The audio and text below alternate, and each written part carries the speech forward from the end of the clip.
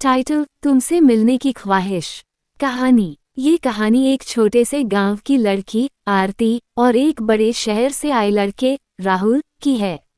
राहुल एक दिन अपने दादी नानी के पास गांव आया था। वह शहर की भीड़ भाड़ और भागम भाग से थक चुका था और अब शांति की तलाश में था। उसे यह गांव बहुत पसंद आया, खासकर यहाँ के लोग और उनकी सरलता। लेकिन उसे नहीं पता था कि इस गांव की सादगी में उसकी जिंदगी का सबसे खूबसूरत पल छिपा हुआ था। आरती, जो कि गांव में एक प्यारी और मस्तमौला लड़की थी, राहुल से पहले कभी नहीं मिली थी। वह अपनी पढ़ाई और परिवार की मदद करती थी। एक दिन जब राहुल गांव के मुख्य चौक पर टहलने निकला, उसकी मुलाकात आरती से हुई। पहली बार में ही दोनों के बीच एक अजीब सी खींचतान महसूस हुई, लेकिन कोई कुछ नहीं बोला।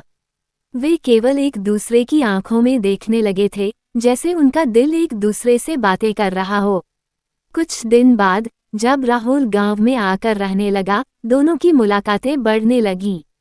आरती ने राहुल को गांव की सादगी, सुंदरता और यहाँ के लोकगीतों से अवगत कराया। राहुल ने देखा कि आरती की आंखों में एक नन्ही सी चिंगारी थी, जो उसे शांति और प्यार का एहसास कराती थी। वो उसे हमेशा महसूस होता कि वो किसी खास लड़की के पास है। आरती भी धीरे धीरे राहुल की सरलता और उसकी समझदारी से प्रभावित हो गई। वह महसूस करने लगी कि राहुल का दिल बहुत अच्छा है और वह उसकी भावनाओं को समझता है। हालांकि आरती को ये डर भी था कि अगर राहुल वापस शहर चला गया तो वह शायद कभी उसे न देख पाए। एक दिन राहुल ने अपने दिल की बात आरती से कही।